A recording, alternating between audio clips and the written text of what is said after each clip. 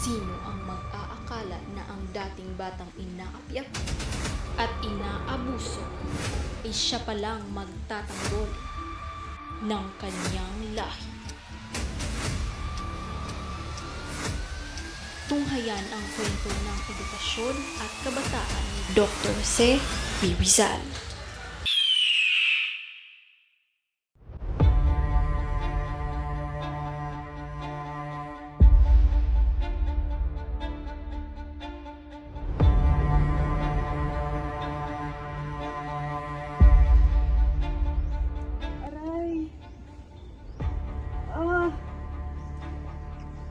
Manganganak na yata ako. Ay. Mahal! Mahal? Mahal! Aray! Mahal! Anong nangyayari sa'yo? Pupunta na ako, mahal! Aray! Mahal ko! Higa ka muna, mahal ko.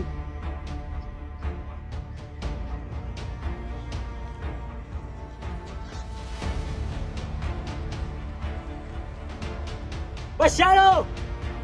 Basyano! Basyano! Bumadali ka! Tuwagin mo ang mga kumadrona! Sige po, tatang.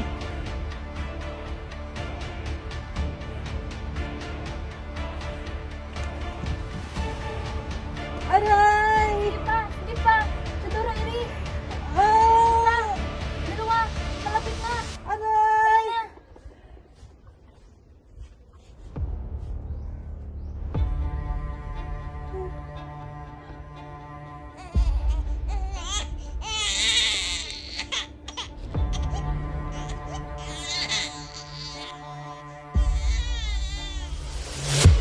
Isinilang ako sa Calamba, Laguna noong Hunyo 11, 1861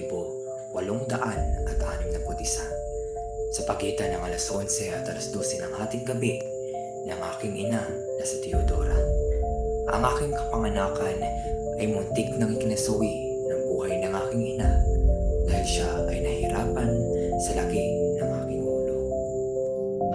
Sa ngalan ng pag-ibig at pagmamahal sa mundo, ikaw ay si Jose Protasio Rizal A. Mercado o tatawaging Pepe na magiging tanda ng kaligayahan at pagmamahal. Sige anak, iyong basahin ang alpabetong Tagalog. A, ba, ka, da, i, ga, ha, i, la, ma, na, ra, sa, ta, o, wa, ya. Basahin mo naman ito ngayon sa Ingles at Espanyol, Pepe. A, B, C, D, E, F, G, H, I, J, K, L, M, N, O, P, Paano naman sa Espanyol, Pepe? A, B, C, J, K, Hi, H, I, Hota, Ka.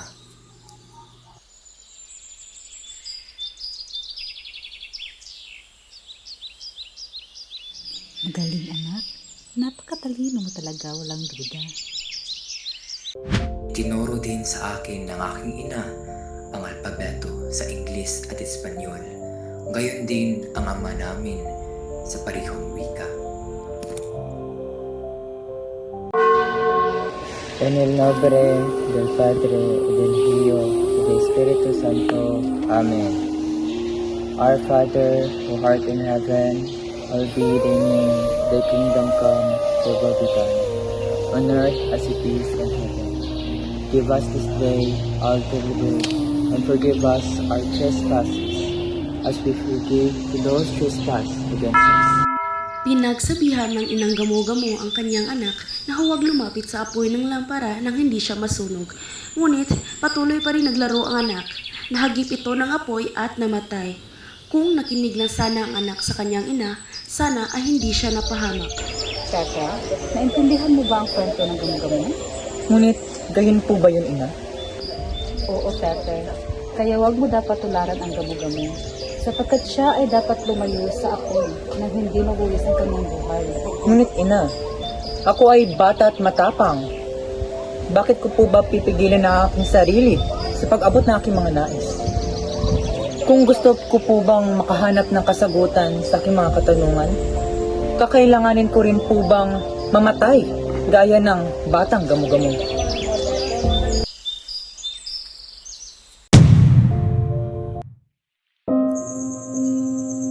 Malapit kami sa isa't isa ng aking kababatang kapatid na ang pangalan ay Concepcion. Sa lahat ng babae kong kapatid, pinakamamahal ko si Concha. Ngunit sa kasamaang palad ay pumanaw siya sa murang edad na 3 taong gulang. Sanhi ng isang sakit.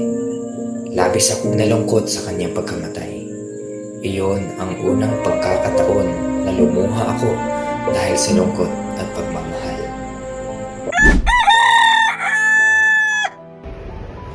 Kinakailangan ng ating anak na pumasok at mag-aral, mahal ko.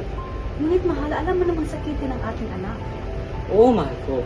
Pero siya rin ay masasanay at lalakas din ang kanyang katawan. Cassiano! Cassiano! Cassiano!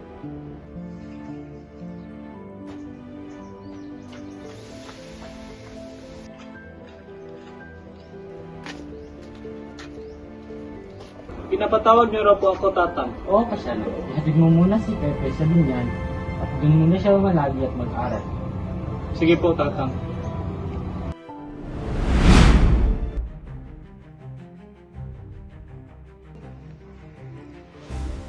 At doon na nga nagsimula ang aking pakikibaka na malayo sa aking buong pamilya.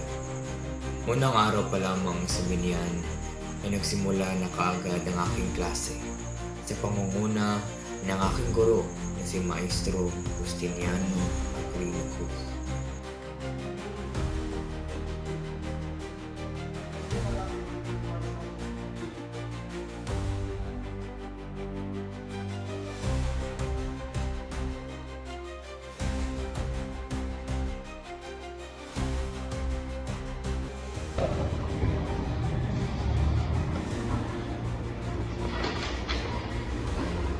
Ikaw, Sir, marunong ka ba magsalita ng Espanyol? Okay lang po, guro.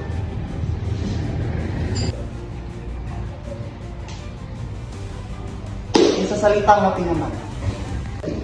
Kaunti lang din po, guro. Ikaw, Sir, maliit ka lang ang bata, maliit pang kaalaman mo.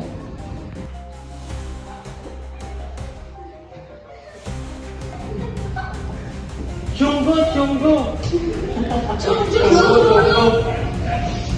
Chonggo na nga, maliit pa yung alam. Anong sabi mo? Chonggo? Eh, ikaw nga mukhang bangus! Bangus! Ano naman sa'yo, Chonggo?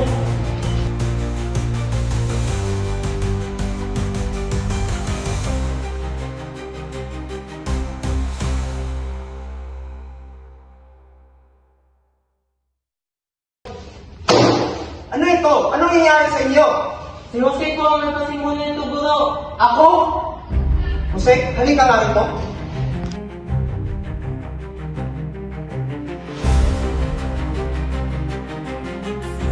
Sabi niyan, naranasan ko ang mga bagay na hindi ko sadyang nararanasan sa aming tahanan. Kabilang na doon ang pamamalo sa mga estudyanteng may kasalanan o may ginawang hindi tama. Bagamat araw-araw akong kinuputya ng aking mga kamag-aral at madalas rin akong napapalo ng aking guro, ay nagawa ko pa rin mag-aral at magibabaw sa lahat ng mag-aaral sa binyan.